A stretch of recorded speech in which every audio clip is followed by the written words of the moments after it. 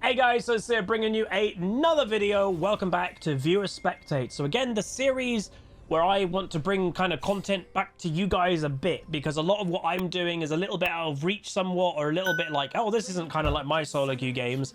So I basically have given it, you know, the chance for you guys to get involved in directly videos. So we are watching Toaster Trolley today, and I will say it's quite rare to have viewers that are outranking me, but it does happen. So Toaster Trolley right now is actually over 100 LP in Master. So I will say is normally this series is about watching, you know, the average ranks, and, you know, if you're an average, you know, on averages, the average viewer watching this game is going to be in the average League of Legends rank in silver or gold. And that's kind of majority of where these viewer spectates are. But like, again, occasionally watching a master level game, which is even above what I'm at the moment, is not a bad thing too. So you can see the enemy team is overly aggressive right now, which is a little bit weird, it has to be said. Like, they are just crazy aggro. It's more the Graves. He seems to be the aggressor. He is just not wanting to give up this invade, and it doesn't look like he's going to give up going for potentially that blue. Yep, there he is. Quite predictable once he's done it already a couple times. So if, you know, the whole red team worked together, I'm sure they could have bullied the blue team away, but alas, it's not to be. Now, the reason why Toaster wanted me to watch this game is overall apparently it was a good game, but you're going to see the fiddlesticks disconnect. And again, anybody disconnecting for, I think it was over 5 minutes, is never a good thing, especially a jungler, which is a lot of your early pressure, extra pressure in lane. Apparently, the jungler was having a storm in his city, and the storm made his internet go down. So, unfortunate, but it does happen. Like, that's, again, the human element of solo queue, is things happen. It's unfortunate, but they do occasionally happen. So, we're playing Thresh, or Toaster is. Just to go over runes, by the way, so he's running Glacial. So, Glacial, Hextech, Flash, Biscuit, Time Warp Tonic. Time Warp Tonic's kind of interesting, I would say, for a Thresh. Unflinching, Second Wind, and Attack Damage, Magic Resist, Armor. There are a couple runes in there that I'm even a bit interested about that I probably wouldn't take myself, but it is worth knowing Toaster is a Thresh main in Master, so obviously Toaster is taking those for a very specific reason. And obviously the lane worth knowing, or other thing worth knowing, is Thresh is apparently not in a very good place at the moment as a champion. You know, by the time this video comes out, I'm pretty sure my Korean reacting to Korean tier list video would have come out, which hopefully you enjoyed. It was just a bit of a laugh. And yeah, Thresh is pretty low down on that tier list. I think the problem of Thresh is he's in that kind of weird middle ground of engaged champ and a support, and he doesn't excel at either. Like a Leona or a Nautilus is better at engaging. Nice play here on the Bard. Bard is out of mana. Aggression is going in. Fiddle in the area. Good fit. He's already burnt Flash. Good hook on the Ezreal, but he cleanses it instantly. First blood over to Jhin. Very nice play. And again, good by Toaster to recognize, oh, Bard's slightly out of position here. My jungler's coming. Go in now. Really good. But yeah, so Thresh, not as good engage, really. As even Blitzcrank is better, arguably in some cases. Meanwhile, Zoe gets a free kill in mid, or a kill in mid. And then, you know, as for a support of, oh, I can provide a shield or something. Well, again, Janna's better, Lulu's better, hell, Nami's better, not for shielding, but for healing and being a support, because you're actually giving a damage buff also to your AD carry. I think that's the problem with Thresh. He's kind of living in the middle.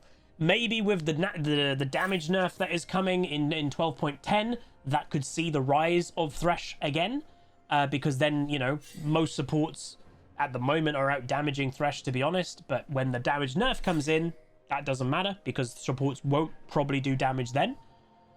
But yeah. So overall, good play so far.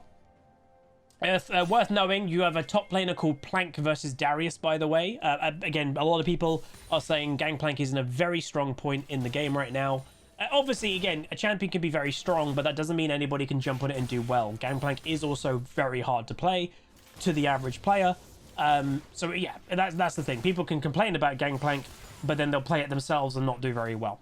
So Toaster, you can see here, is hiding, trying to make it apparent that, like, oh, I'm not in lane, or try to make the Bard maybe go for the Jhin, and then surprise, I'm here, and get a counter engage. But it doesn't seem to be happening right now. Bard is obviously now, you know, thinking that Thresh is about, Nice damage by Jhin. Good auto attack. That is definitely something you want to be doing occasionally as Thresh because he gets the empowered E every now and then. So overall, just a steady Eddie lane phase. The enemy team is pushing in. We don't know where Graves is, so you'd always think like, oh, is Graves going to try and make his way in the lane? So that is something perfect. Literally was thinking like Toaster should put a ward down there because if they're pushing, they're either going to go do Dragon or they're pushing to try and let the Graves sneak into lane. So I am guessing that they're doing Dragon right now. Is Toaster going to go have a little look? I think he might.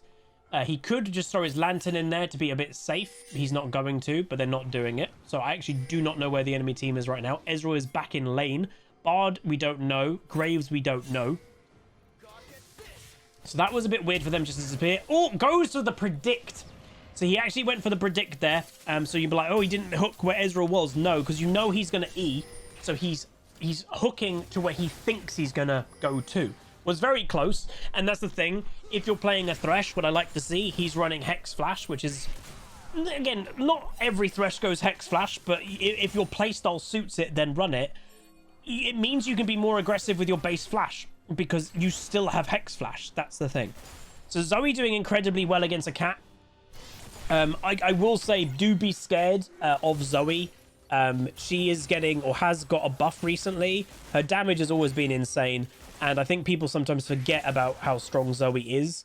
Yeah, do expect Zoe to be back probably in the meta, in MSI and stuff like that. And obviously champions that are played in MSI, even though they're not incredibly aligned, they tend to become popular in solo queue. And I am guessing Zoe's going to be popular in MSI. Her damage is crazy. Every 10 seconds she has one shot potential and from a whole screen away. So it's like, Dragon is being done. Can they do anything about this? Probably not. Gangplank ult. In the hook. Gets the steal! Oh, wonderful. Absolutely wonderful. It is worth dying. Very good. 100% worth dying. Well played. And that, by the way, if I'm not mistaken, was because the Graves early started it. He was tanking it, got low health, had to use Smite to make sure he didn't die from the Gangplank ulti. And that led to Thresh going for a perfect Q hook. Steal. That's absolutely fantastic. So, again, what I would say, by the way, with some of these viewer spectates, is going to change per episode. Some of these are going to be very educational. Hopefully, if you didn't watch the Nautilus episode, that was definitely more educational because there was a lot more things that I can pick up from. Toaster, who is a master Thresh player, I'm not better than his Thresh. You know, the mistakes that he's going to make, well, one are going to be probably minimal, and he also probably also knows them himself. So this type of viewer spectate is more kind of reacting to the game, pointing out what he's doing well, so you guys can learn from it too. Going for the E, not using the Q. So again, that's another thing. If you're playing Thresh, it's very similar advice that I gave to Ace when he was playing Nautilus. You don't always have to hook. You know, some pieces of advice will tell you, oh, go for that hook. You know, when there's that moment, go for it. And that's true. But in that moment, don't go for the hook. Why? Because Ezreal's got E. He's also got potentially flash up, which he did. He didn't use it. So if you can run up, meanwhile Fiddle double kill, if you can run up to your target and use your E as Thresh, then they may use their flash to get away from you. Then you can hook them. You can hook them after they use their mobility. If you use your hook and they just flash your ability, well, then the play is probably over. That's the thing. And that's what you're seeing well from Toaster. So he actually does go for a hook. And again, that was like a, oh, if I hit this, amazing. But that was probably never going to be a hit anyway. So that's the thing. Some hooks, go for it. Some, if you can walk up to your opponent, just walk up to them. Because if they flash after you've walked up to them, then you can go for the hook. It's more reliable. Because, you know, throwing out a hook to an Ezreal who's just going to E it or flash it, not that useful a lot of the time. So far, a little bit of a stomp. The game itself does last a little bit long. I think it's roughly a half-an-hour game, and that is probably going to be because, remember what we said earlier, the Fiddlesticks, who has just died, he's yet to DC. Again, the storm that his city is having, wherever the Fiddlesticks is from, he is yet to disconnect, and that's obviously going to hurt Red Team a lot. So we'll see what happens when that does. But Zoe's doing great. I was going to say Gangplank's doing good, but he just got roamed on by a cat, unsurprisingly, maybe. Throws the hook. Again, doesn't hit it. Was on the right angle, but Ezreal just ran away and was out of range.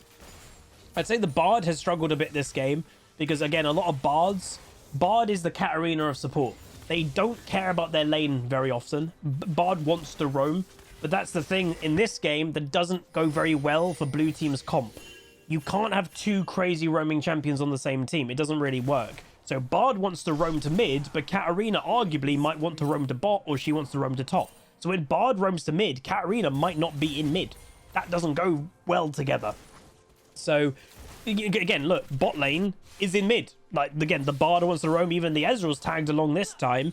So what red team should do is push up the wave. That's what they're doing. They're not going to go for a plate because that would be overstaying. You don't know where Graves is. Well, actually, he's dead. Katarina, though, could be following the bot lane all the way back, but she doesn't, and that's going to be the end of that. So she's actually got Nashor's Tooth first. So I have heard Katarina apparently is back to doing, like, the on-hit build. Apparently. So, yeah. I don't know. Gangplank, though, farming well. And that's all the Gangplank needs to do. A Gangplank will outscale a Darius quite easily.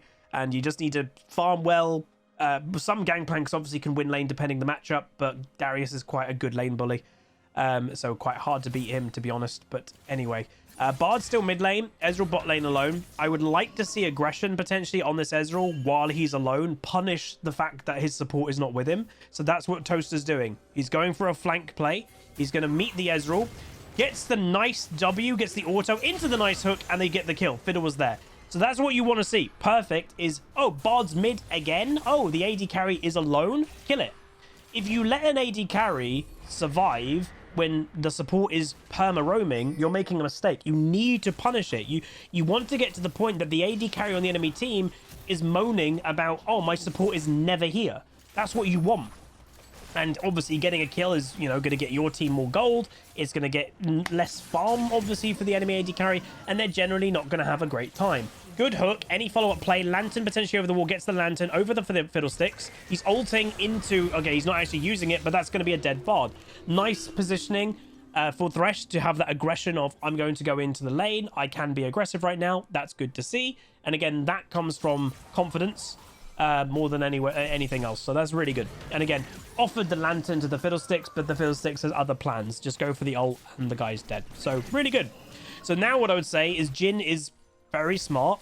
Oh, I'm now alone in bot lane, technically. I'm going to back off because Bard could ult me and then they could go on you know, all in with Ezreal and I'd be in 2v1. So notice when Jhin is alone, he backs off. That's what the Ezreal doesn't really do.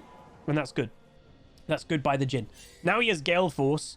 That puts him in at a much safer spot because it's technically an mobile champion that has now suddenly been given mobility. So the Jhin will probably get increased confidence. Even with being alone now, the Jhin will probably have increased confidence because he could always Gale Force a Bard ult or something of that nature. So that's good. Build by Thresh, by the way, Moby Boots. We are seeing use of the Moby Boots because I've always said that if you're not a roaming support player, why do you buy Moby Boots? A lot of the time, they're not the most useful thing if you're not using them. But Toaster, I'd say, is getting good use of them. He's being aggressive. He's landing it. He's... Oh! Dude! He gets the great play. Lovely play there. Into the Gale Force, into the kill. So just to go over what he did.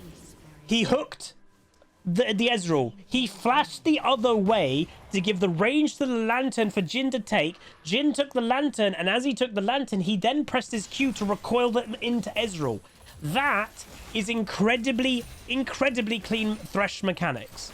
So that right now, if you're a Thresh player watching this and you're like, oh, what is a master Thresh player? That.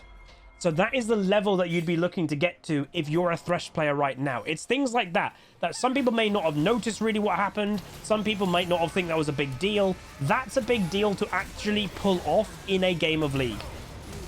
So Fiddlesticks with the kill, into the Fear, gets the Graves, Lantern escape for the Fiddlesticks. Very nice play. Zoe goes down, but two of them also go down. So that is completely worth for red team. Dragon, by the way, is up in 3 minutes. It does seem that they have fixed their Dragon timers, by the way. So that's always very nice when Riot are actually fixing the replay system. Ezreal, once again, is by himself. Bard, we just saw, was in mid lane. So once again, this is going to be a lone AD carry who is very much dead. Unfortunately, Flay has missed. Gets the hook, though. And Jhin gets a kill. So once again, my support's not with me. I'm going to die. And, you know, I will say, it's not all the Bard's fault. You know, clearly, the Ezreal is definitely overstaying. but there is probably slight frustration with Ezreal of being left alone so much. You know, oh, if I don't farm this wave, then I'm not going to get any farm. That's happened to me a few times when I've played bot lane. It's like, oh, like if I don't get this farm, I'm literally getting none. I have to farm this wave. Oh, suddenly 2 or 3 enemies are bot lane. Great, I'm dead. So that does happen. All right, so game itself's going great. 16-6. Gold-wise, just under 5,000 gold ahead. Has the first 2 dragons also, which is pretty good going for a Fiddlesticks versus Graves matchup. Graves is a very strong champion. And what is surprising, weirdly, if you saw the level 1, you would think that blue team would have had advantage in the early game or something because of how aggressive that Graves was. That Graves was crazy aggressive at level 1, arguably too aggressive, but he just didn't get punished for it. And the jungle has gone completely the other way. The one that got bullied off his own blue buff, the Fiddlesticks, has just wrecked the Graves. So again, it does show that sometimes confidence can be placed not in the right way. Katarina? What the hell was that flash? So the hook was going on the dagger passive of Cat because Thresh was expecting her to jump on that. And Katarina, I guess, was expecting Thresh to hook her where she was, so she flashed on the spot. I have no idea what that flash was. Into the hook, into the sleep. Hex flash, no, not hook yet. Gets the hex flash, doesn't make it around the corner. Needs that flay into the glacial. Misses the extra hook, just auto attack, honestly, and helps get the kill there. So very nice play. And that is a dead Cat, a win, which is great. But top lane, they're making a play. So again, it does seem that top side has been the weakness this game. I don't think the Gangplank's really died much solo. Jesus Christ, Zoe. I don't think the Gangplank's died much solo. I think it mainly has been 1v2 situations. So, to be honest, the Gangplank with being even farm, that's pretty good going. You know, you've been ganked a lot. It's also a Darius who's hard to lane against anyway. I actually think the Gangplank's doing okay. And I don't think anybody on red team would really be giving this Gangplank at all a hard time. You know, they know Graves has been top lane. Rift Herald's been used there. There's nothing you can do about that at all. You know, that's just the nature sometimes of laning, especially in top. So Jhin alone, that does worry me a bit. I wouldn't want him to be completely alone because this Darius, again, has some strength. Fiddle going for an ult. Graves escaping and really does escape. Lantern over, not continuing for it. Dragon's up in 10. Unfortunate play there because now you don't have Fiddlesticks ulti for Dragon, which is quite important. But yeah, let's see what happens here. So Zoe is definitely fed enough to be doing one-shots right now, depending on who she hits. Ezra will get one shot for sure. Hell, even Graves might. Dragon's being started. So Fiddle is on it. He's got one of his kind of fakey things here. Early Bard ulti. Really early Bard ulti. Unfortunate hook into the W by Jhin. Zhonya's does the Fiddle to make sure he doesn't get any CC or anything like that. That's fine. But again, no Fiddlesticks ultimate. He actually has it up in 15 roughly seconds. Sleep hit right here. Where's the Zoe? Zoe's in the area. Thresh hook landed into the Jhin ultimate. Very nice. Enemy team now completely on the back foot, has to run away. Wouldn't overextend this fight. Wouldn't overextend this chase. You don't need to. And that's all they'll do. So that was really good. Again, knowing your limits is also quite important too. And red team is showing that a bit. Will Bard walk into the sleep? Yes, he does. Again, he couldn't do anything about that. Into the kill. There we go. Unfortunate that well, to be honest, they had no choice. Again, Bard was in this bush, as we saw. The sleep was here. So when he walked left, he walked into it. He was either going to have to... Oh, there it is. Fiddle is now disconnected. So this is where the game changes. That one of your fed players, 714 Fiddlesticks, is now gone. How does that fundamentally change the game? Well, 4v5s are possible, but I would say they are harder to do now. One-shot the Ezreal. Very nice. Thumbs up there for Zoe. They are possible, but they are harder to do nowadays than anything else, I would say. Nice triple barrel combo. Graves ulti into the Thresh flash. I'm not sure this is going to go great because, again, that Graves is surprisingly tanky. Darius is probably going to chase. He does get the kill with his passive, and yeah, Gangplank is going to go down too. Probably. Any second. Into the ulti. Oh, run! Oh, run, boy! Look at him! Oh, come on. Boo! Okay. Again, they go down. So this is the thing, is it always sucks when a teammate disconnects. You can't predict that, obviously. But going for insanely aggro plays is both it's weird. It's both a smart thing and a bad thing when one of your teammates disconnects. So the reason behind that, one, it's a bad thing because you're technically always going to be outnumbered even if you group permanently because one of your teammates is gone. So that's a negative thing. The positive of doing it though, and sometimes why it is actually the thing you should do, is if that fiddle never comes back, the enemy team is literally just going to keep gaining strength on you. They've got, if you're fed right now, which they are, compared to the enemy team, they are much stronger. They might right now be able to win a 4v5 with the strength that they have over the enemy team. But give this game another 10 minutes, will you then win a 4v5? Probably not. That's the thing. So there is an element of, oh, should we fight? We're outnumbered. But there is also like, maybe we have to use our strengths right now and try to end the game 4v5 before the enemy team get too strong. So that's kind of the gist of 4v5 situations in League in modern day. It is nearly impossible to win a 4v5 if you're not smurfing or anything, if you're in like the rating versus rating. It is nearly impossible to win a game of League. Nice kill there on Ezreal. No assist by Thresh, unfortunately. It is nearly impossible to win a game of League if the game starts 4v5. If your team has got 4 people, they have 5 from the beginning of the game, it is nearly impossible in modern day League. So, yeah. So it does seem that the Graves, by the way, is mainly split pushing, which, by the way, is smart. That is one thing, if you know you have a number advantage, you should do, is spread the enemy thin. So if you have to put someone top lane to stop a Grave split push, well then, instead of it even being a 4v5, that means your 4v3. There will only be 3 people in a team fight. So it's not a bad thing to do. Alright, so Zoe doing some big damage. Darius nearly dead. Gets E'd randomly just before. That looked really weird. Does go down, unfortunately. And Zoe might also be in trouble. Some missed hooks, unfortunately. And that is a not fed Katarina. Still basically one comboing a Zoe. They do get the kill just before they die. But this is the problem. Their fights are happening when you're outnumbered, and this is where deaths do slip in. That's also really bad, is your fed Jhin has just died solo to the Graves. Now, it is worth knowing the Graves is actually pretty fed. His farm is incredibly impressive. 188 at 22 minutes is very high.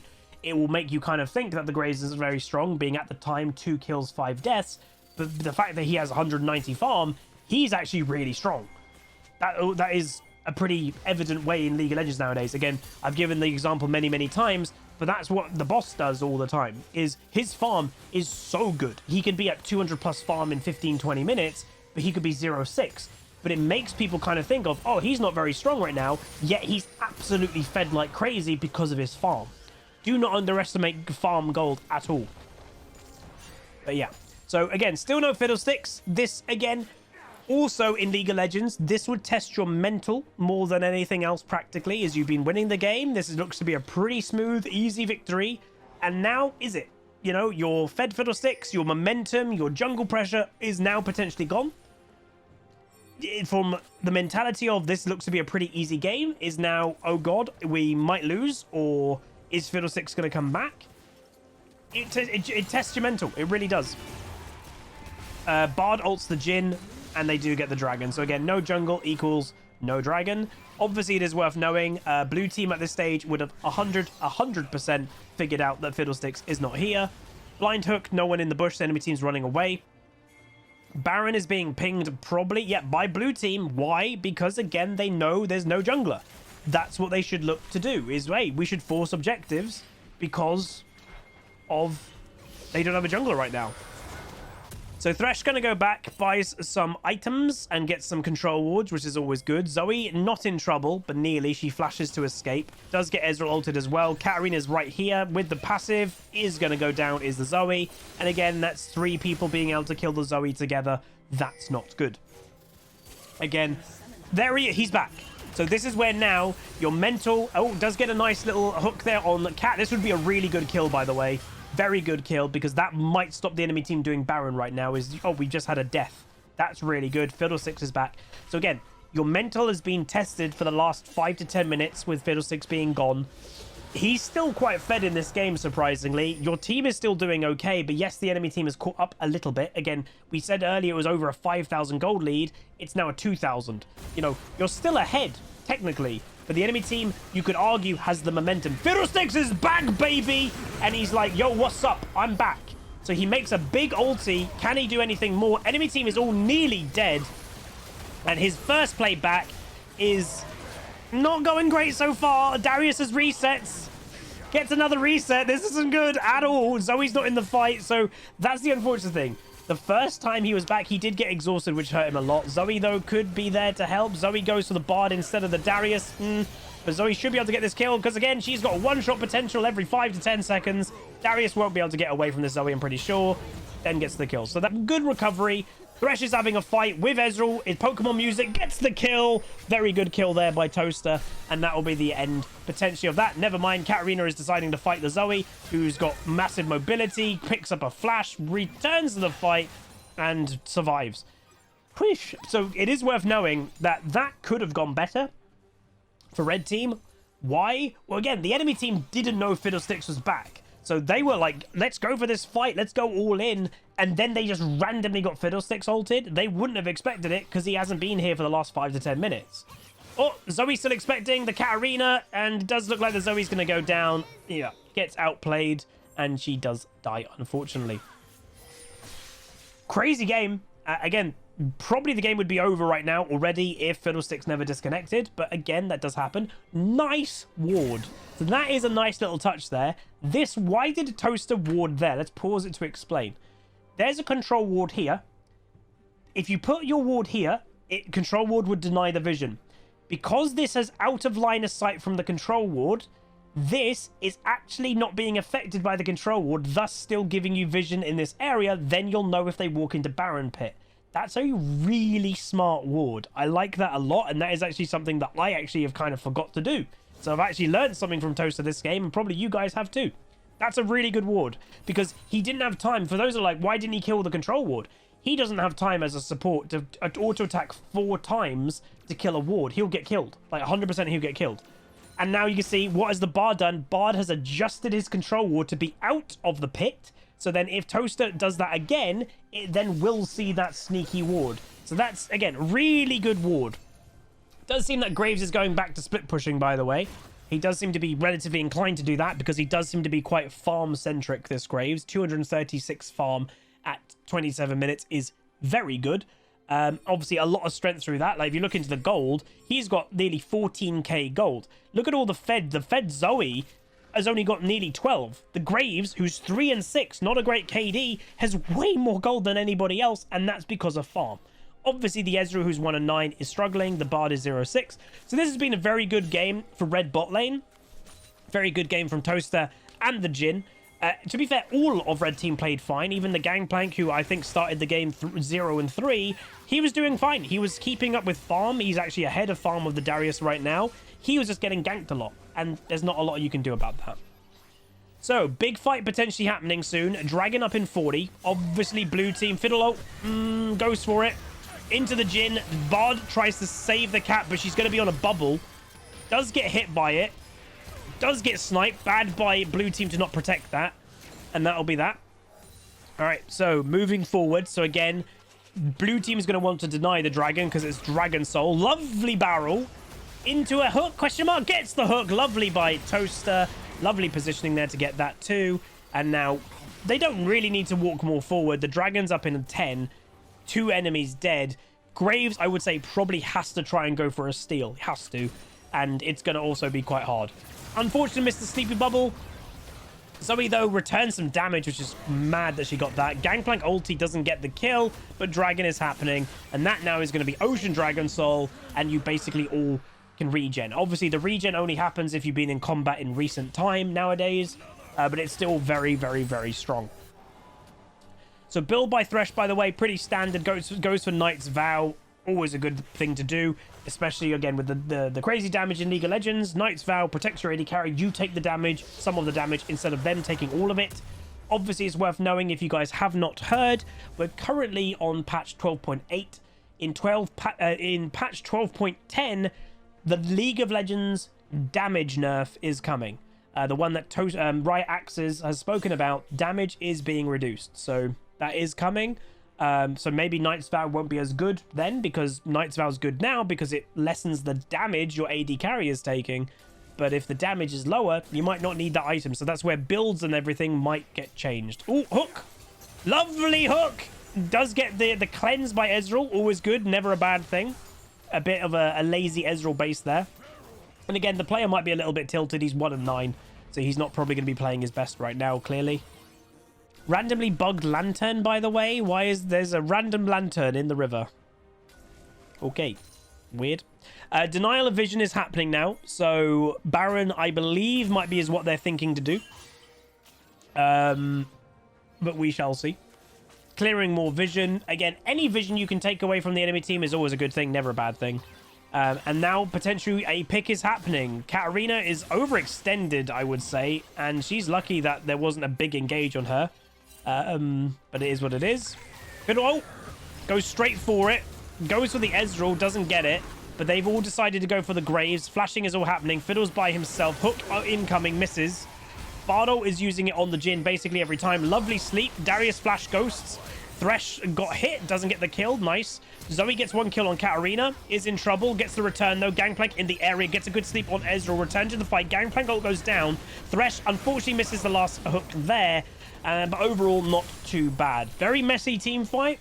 Fiddlestick's going maybe a little bit too quickly with his ultimate, but I don't blame him. Goes for the kill, does the Zoe. Does get a nice assist there, does Thresh. Into the double kill for the Graves. Goddamn Zoe damage. And Gangplank going all in on... Ooh, gets the 1 barrel. Nice. Perfect timing to do that, by the way. I'll always appreciate a 1 barrel by a Gangplank. And they do get an ace. And ladies and gentlemen, that will be the game. So this game pretty much had it all. Toaster playing incredibly well in lane phase. Good pressure, they won lane. They're doing good overall. Your jungler disconnects. Can you keep yourselves in the game? They did. They turned the game kind of back around, and they're back up to a 5,000 gold lead.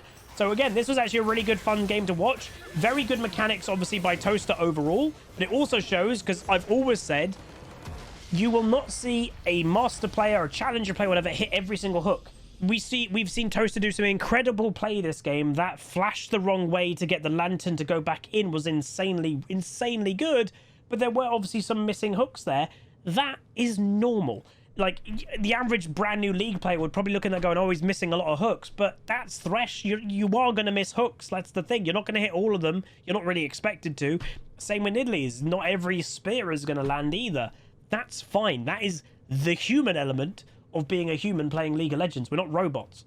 So overall, insanely good Thresh play. 2-2-16, great KD.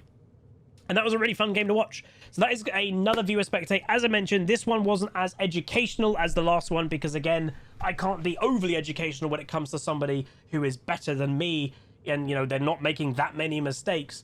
And that's the vibe, is some of these episodes is going to be more educational. Some of these episodes are going to be more spectating. That's it. So if you guys did enjoy, and again, if you're wondering how do you get into this series, if you are wondering, so the ways of doing it, if you come to the live stream, you can give 10 Twitch subs and you'll be into this, you'll be on the list to be in this series. Or the other way, if you're like, I just do YouTube stuff, if you become a YouTube member, which is the join button below the stream, it's the equivalent of being a Twitch subscriber. Once a month, I'm going to make a community post only for members. And that will then be, hey, give me your summoner name, etc., etc. And 1 or 2 people per month will be chosen to be part of this series. And then once you've had yours, you'll not have another one for quite a little while. So that's how it's done. If you guys enjoy this, though, please do throw a like on it, throw a comment, throw a subscribe, and I'll see you guys next time. Goodbye. Call down the reckoning to bring back hope and peace. Restore our glory to live forever. Bring down the dark regime. I know how to unleash eternal power. Lead us to